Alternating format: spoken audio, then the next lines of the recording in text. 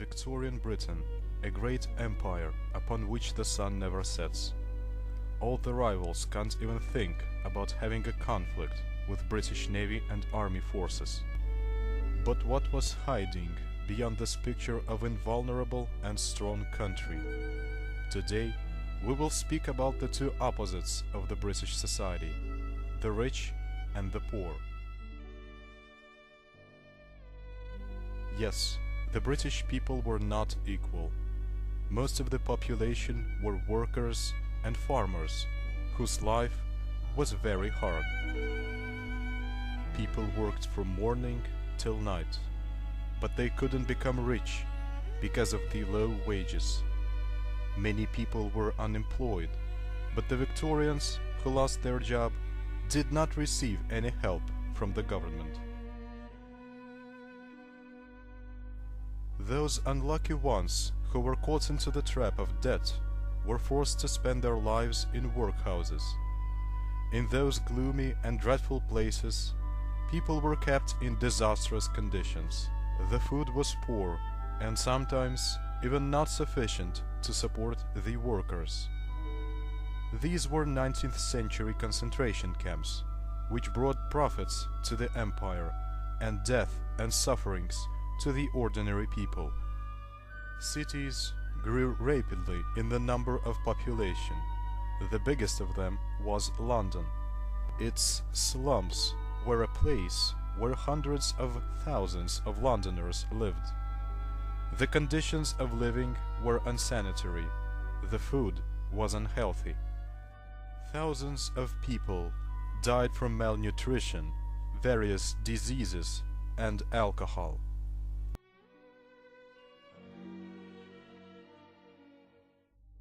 Other dark pages in the history of Victorian Britain are child and women labor. Doing hard physical work spoiled their health, but brought no sufficient profit or wealth. People became invalids or even died. The census of 1851 gave a total of 2.8 million women and girls over the age of 10 in employment. 30.2% of the whole labor force were women.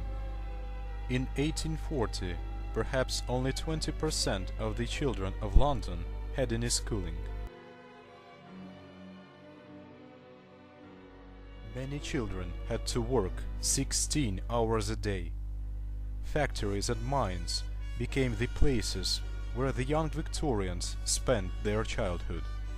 Later on, their working day was cut to 12 hours, but it still remained a tough challenge.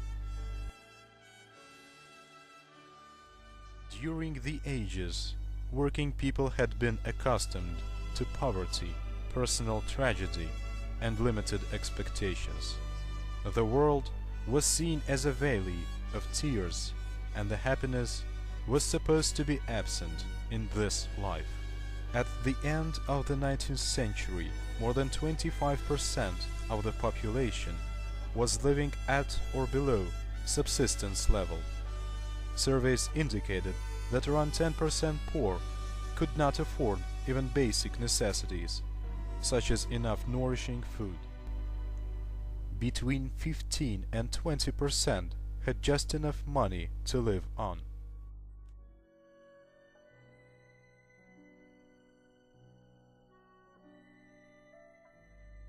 In the same cities and in the same countryside, near the slums and dwellings of the poor, beautiful and amusing houses were built. The rich enjoyed their lives to the full extent. Hunger was not known to aristocrats, merchants, bankers, and other representatives of the ruling class. Their laughter sounded sometimes in contrast with the crying and weeping of the poor people.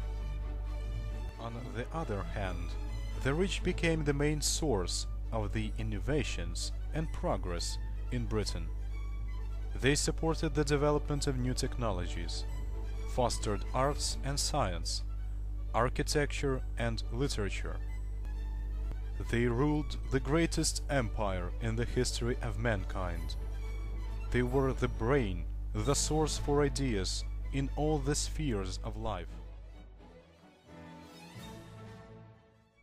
There were several attempts in the 19th century to improve the situation. The House of Commons has passed a few laws considering women and child labor, the length of the working day, and other issues. In 1842, a law banned children under 10 and all females from working underground. In 1844, a law banned all children under 8 from working. Then, in 1847, a Factory Act said that women could only work 10 hours a day in textile factories. In 1875, children were banned to climb chimneys and clean them. The workers themselves were protesting and fighting for their rights. Luddites and other movements have done a lot to improve the living conditions of ordinary people. In the 1850s and 60s, skilled craftsmen formed national trade unions.